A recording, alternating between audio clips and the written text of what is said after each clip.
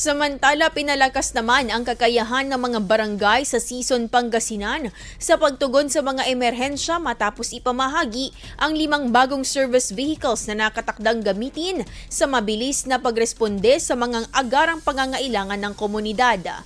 Isinagawa ang turnover ng mga sasakyan sa Municipal Hall kung saan tinanggap ang mga ito ng lokal na pamahalaan at mga kinatawan ng iba't ibang tanggapan.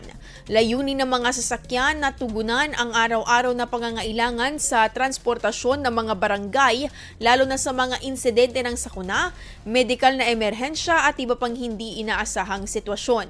Ayon sa lokal na pamahalaan, inaasahang makatutulong ang karagdagang mga sasakyan upang mas mapabilis ang paghatid ng tulong at serbisyo sa mga residente, lalo na sa mga oras na kritikal ang agarang aksyon.